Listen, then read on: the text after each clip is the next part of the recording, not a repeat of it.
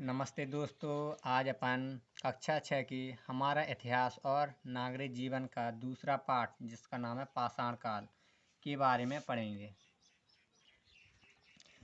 जैसे मानव विकास की प्रक्रिया लगभग 2 करोड़ वर्ष पहले हुई थी।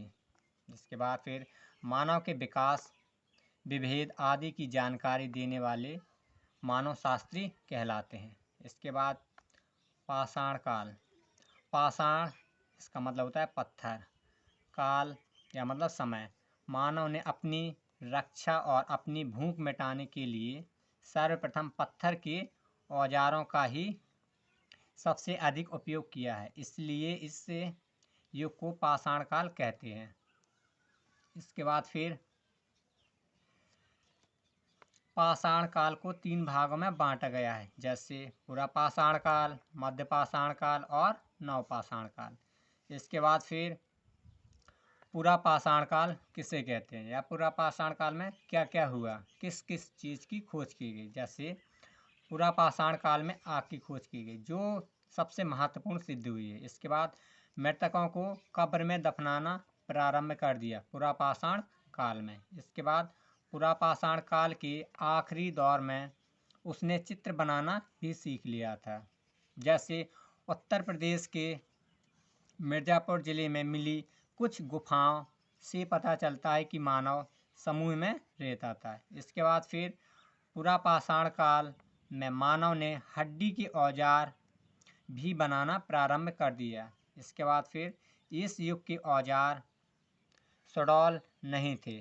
इस प्रकार जैसे मानव में जो परिवर्तन हुए हैं वो किस प्रकार हुए हैं। जैसे सबसे पहले 2 पैरों पर खड़े होकर उसने चलना सीखा। फिर इसके बाद अंगूठे के कारण वस्तुओं को पकड़ने की क्षमता का विकास होना, जिससे महत्वपूर्ण कार्य को कर लेना। इसके बाद मस्तिष्क के आकार एवं क्षमता का विस्तार होना। ये कुछ महत्वपूर्ण थे। सेकंड नंबर में मध्य पाषाण काल के बारे में समझेंगे। मध्य पाषाण काल। इस युग में या मध्य पाषाण काल में मानव संग्राहक बन गया था, मतलब जो वस्तुएं थी उन्होंने रखना प्रारंभ कर दिया। जैसे कृषि हुई तो उन्होंने अनाज को संग्राहक के रूप में रख दिया। इसके बाद फिर इस युग में मानव ने कुत्ते को पालना प्रारंभ कर दिया।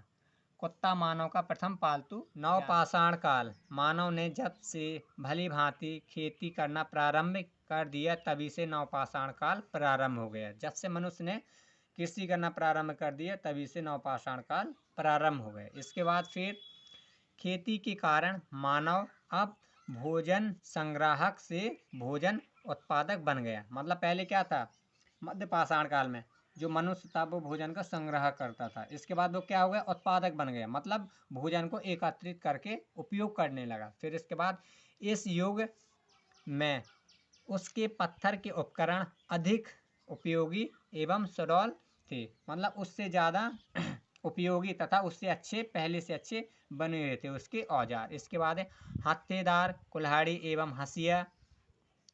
इस समय के महत्वपूर्ण औजार थे। कौन कौन सा, एक हो गया हत्थेदार हंसिया, दूसरा हो गया हंसिया।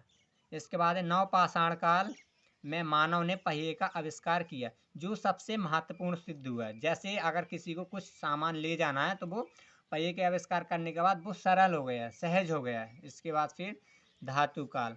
नवपाषाण काल युग के अंत होते होते पत्थर के साथ साथ धातुओं का इस्तेमाल शुरू हो गया। जैसे पत्थर के जो औजार थे उसके बाद धीरे धीरे उन्होंने धातुओं के बारे में जाना तथा उसके औजार बनाए तथा उनको इस्तेमाल किया। फिर इसके बाद है धातु में सबसे पहले तांबे का प्रयोग हुआ। इसके बाद मानव ने सबसे पहली धातु कौन सी खोजी, वो है तांबा। इसके बाद है जिसके कारण इस युग को ताम्रपाषाण युग कहा जाता है या ताम्रपाषाण काल कहते हैं।